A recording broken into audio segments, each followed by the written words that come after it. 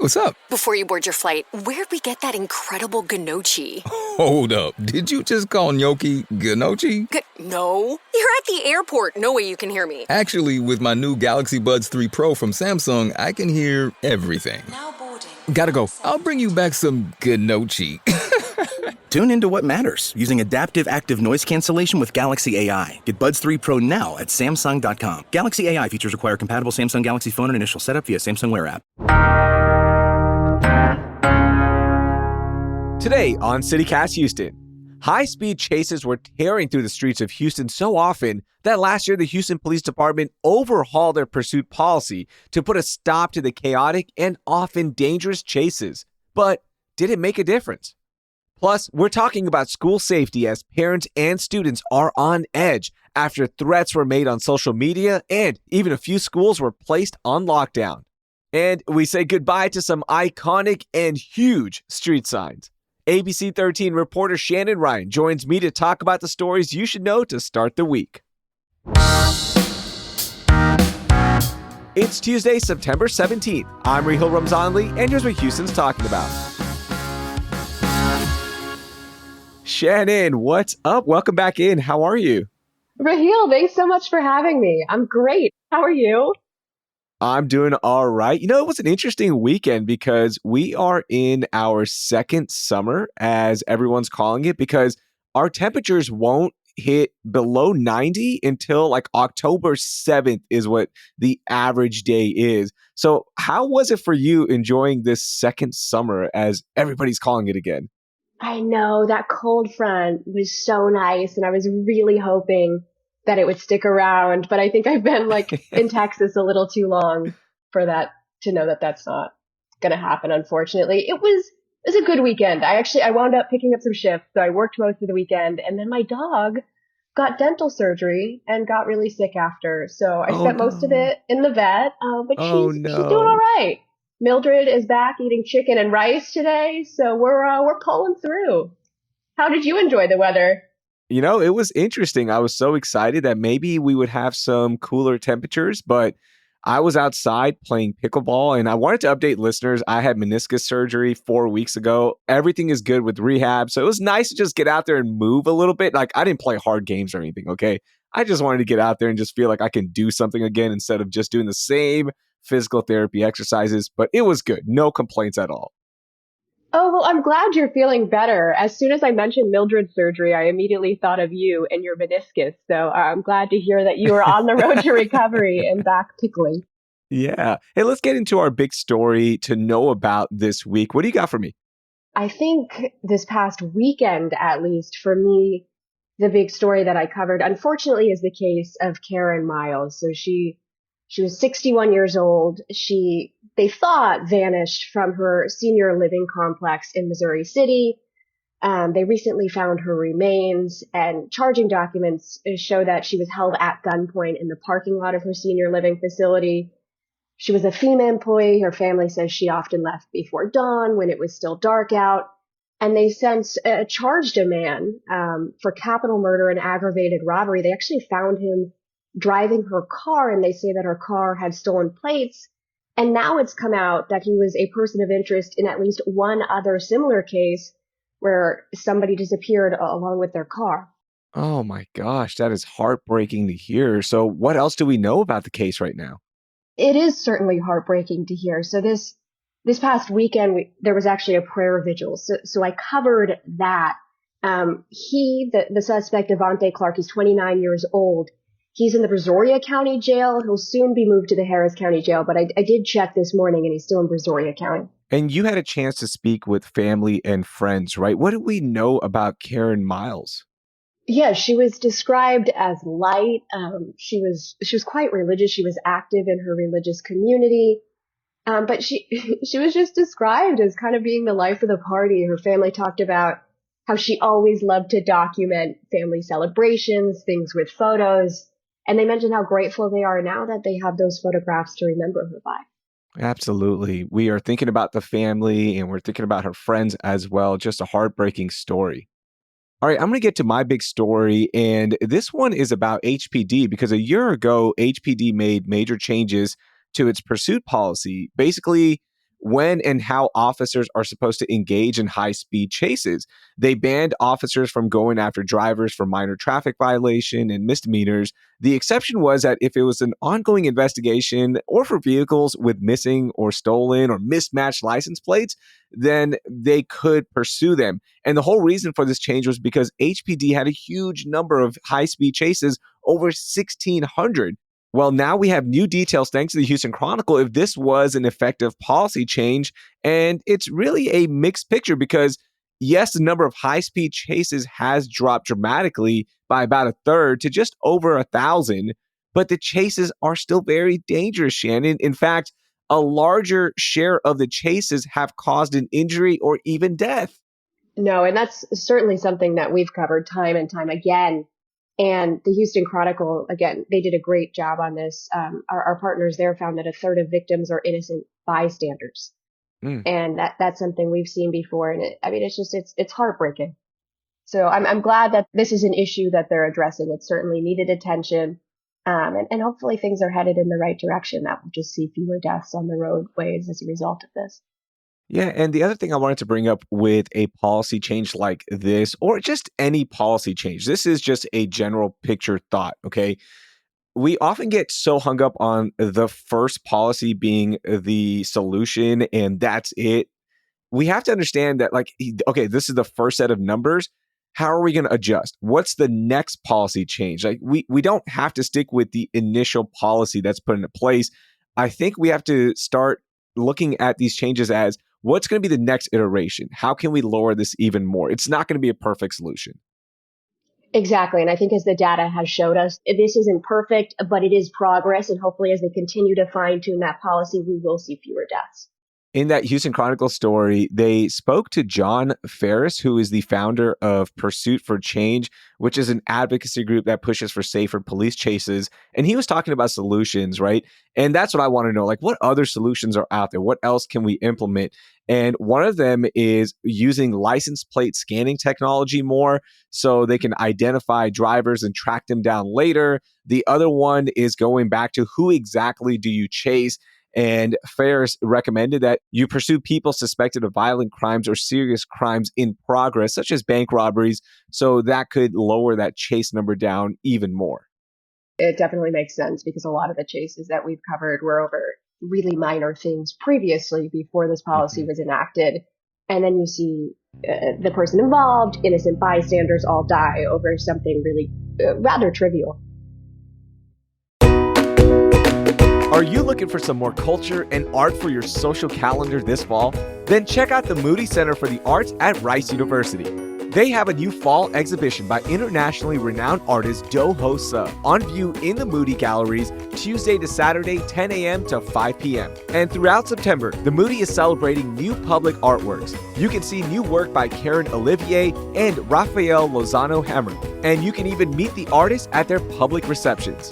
Whenever I visit, I'd love to start by exploring all of the incredible exhibitions and then ending my day with a viewing of the Terrell Sky Space as the sun sets on Houston. Want even more things to do and find creative inspiration? Follow The Moody on Instagram at The Moody Arts. You can find more information on everything happening at The Moody with their full calendar of events at moody.rice.edu. That's moody.rice.edu. I'll see you at The Moody. This episode is brought to you by Stars. Lisa Tadeo's best-selling book is about to become your favorite new show. Based on a true story, the new Stars original series 3 Women stars Shailene Woodley as Gia, a grieving and struggling writer who embarks on a cross-country road trip where she meets 3 women determined to radically change their lives. This one is not to be missed. Watch the season premiere of 3 Women now, only on Stars and the Stars app. All right, Shannon, let's get to some lightning round, and we are going to start off with HISD because it's been almost a month since Landon Payton, a 14-year-old student, died the first week of school, and his family is still waiting for answers. Last Thursday at the HISD board meeting, his father, Alexis Payton, and other family members and supporters took turns holding up pictures of Landon and chanted his name. And Landon died after collapsing during his PE class at Marshall Middle School, and HISD has not released any new information. It's been almost a month. They don't know if the AED, the automated external defibrillator, was working or the medical credentials of district staff on campus. The family is also waiting for results from the autopsy before they decide if they're going to file a lawsuit. Right, Raheel. So those are all things that you mentioned that we have been pushing for. We don't know anything else about the AEDs at Marshall Middle School. More broadly, we have been able to confirm that were 1,038 AEDs throughout all of HISD. 170 of them, as I'm sure you know, were not working. And we've also gotten mixed messages on what happens now that they have identified 170 that aren't working. Are they removed? Are they flagged? So it's certainly still just a lot more to confirm. With HISD delaying this, I know they have to get it right and they are still investigating, but it's been almost a month. This is obviously hurting the family, but also they need to lay out what exactly happened here because we don't want those same mistakes repeated in case another medical emergency like this or something that is near it happens once again, right? Like student safety is so important, not only for HISD, but for other districts, for other campuses, for other teachers who are following this story. Just knowing what happened so they can avoid those mistakes is so key. And the fact that it's still not out is so frustrating. No, it is frustrating. And HISD has been using this idea of this all may be used in court as cover on this in terms of releasing more information. I know that the family has said that they wanted to wait until those autopsy results came back to make a determination as to whether or not they were going to sue. Mm-hmm. But right now, that is what HISD is saying in terms of delaying that information. All right, here's another HISD story. And really, this is a story for all families with any children in school. It was pretty intense last week. I know you were following this. Across Texas, there were reports online and on social media suggesting that public schools were going to be targeted for violence. Now, it's important to note that the authorities looked into those threats and HISD, in fact, increased their security measures. I know Fort Bend ISD did as well, just getting communication from schools in our area. And there was no shooting or act of violence, luckily. But 2 schools in Southwest Houston also went under lockdown Friday: Sharpstown International School and Neff Elementary School, which had parents and students extremely on edge. And then separately out in Channelview, Harris County deputies arrested a teenager for making a social media post threatening violence. I know, Raheel, it really has been such a scary week. As a parent, how have you felt?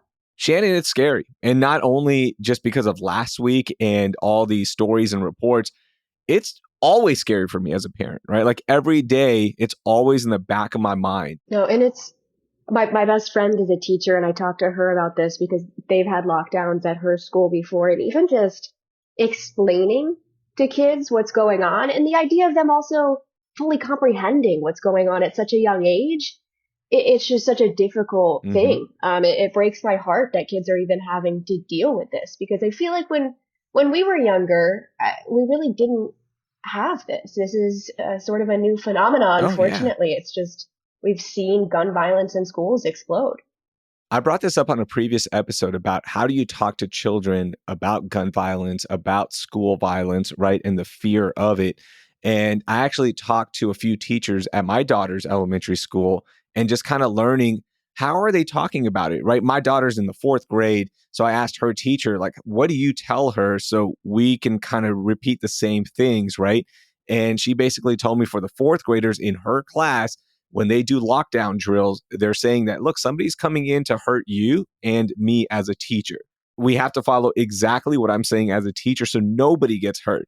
And then when I talked to 2nd grade teachers, it was totally different, right? Like you can't say that to a 2nd grader, what you say to a 4th grader. And even to a 5th grader, it was different than a 4th grader. So kudos to these teachers for doing everything they can to provide these students with a peace of mind while they are at school, but also reminding them that this is a possibility, unfortunately.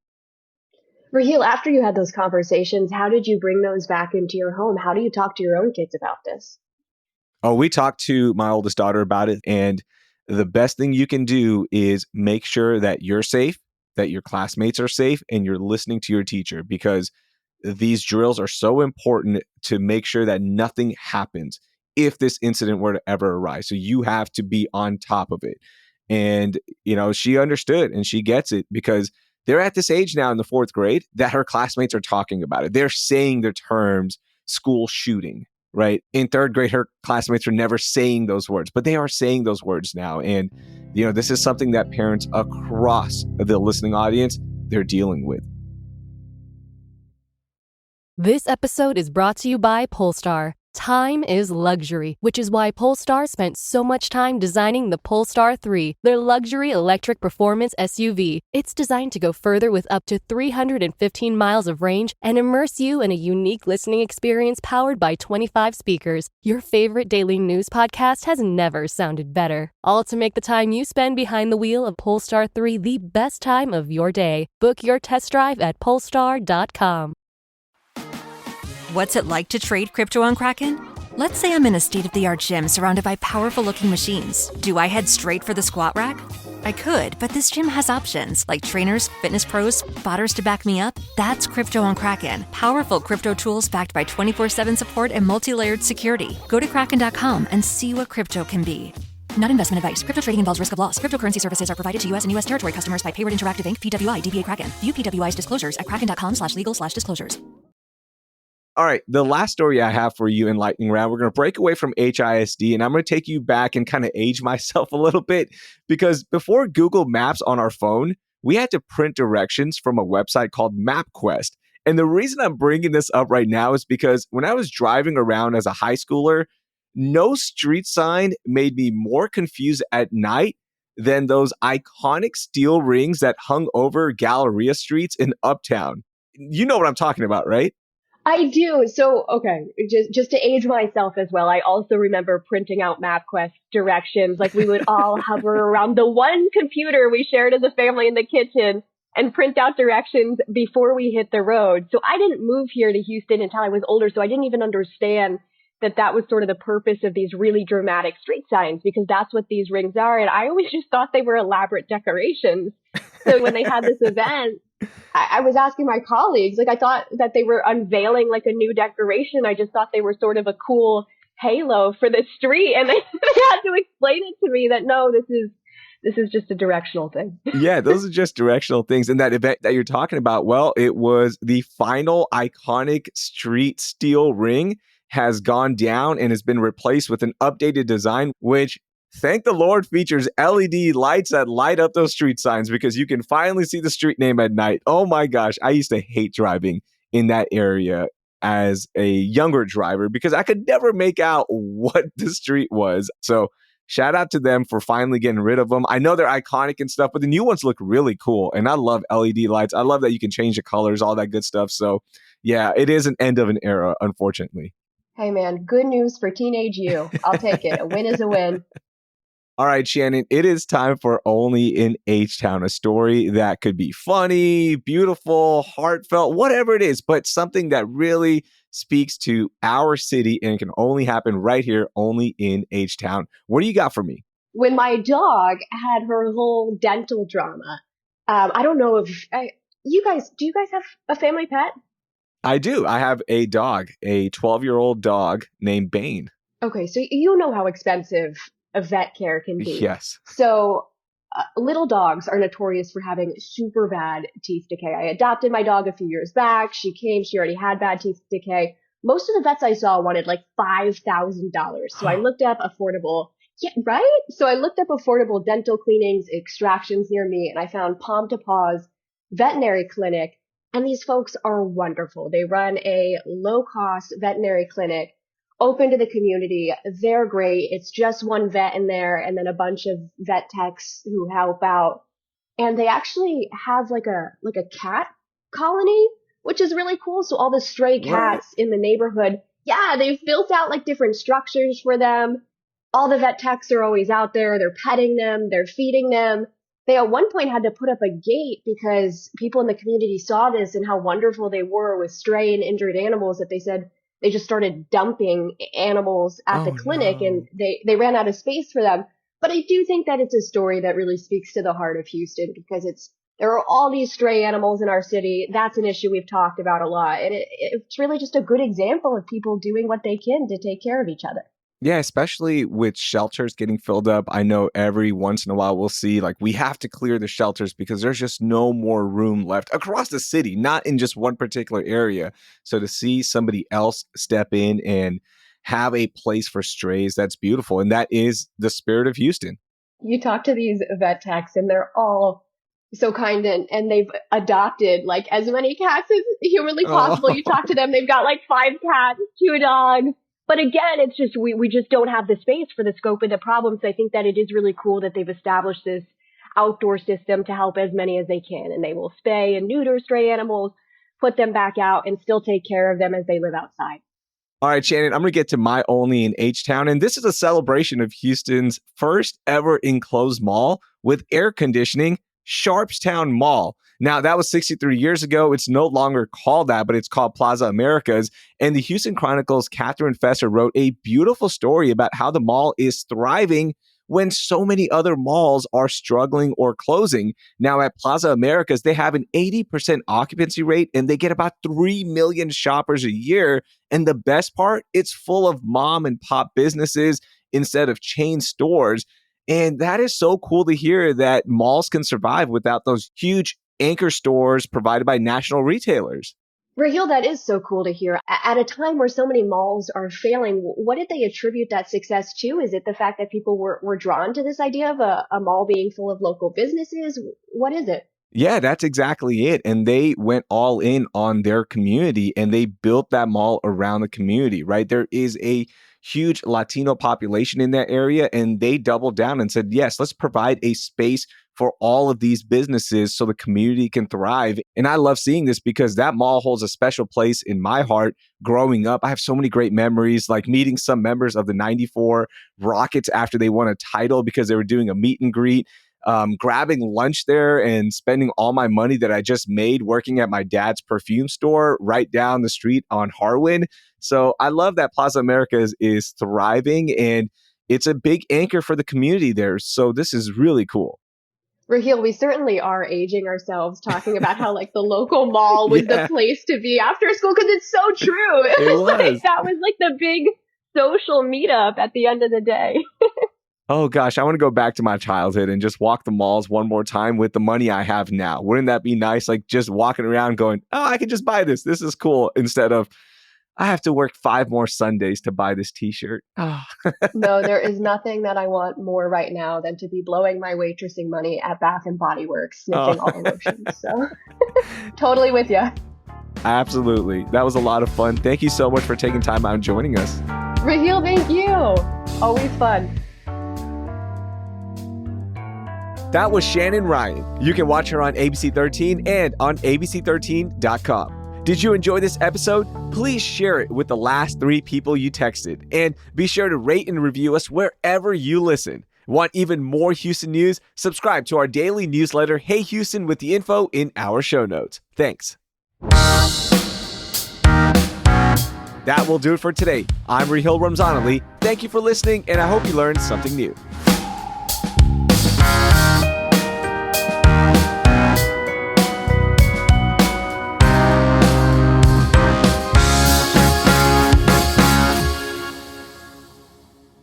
Oh no, I thought that I had like silenced my notifications, but somehow my mom broke through that. Oh So no, she must it's have okay. called.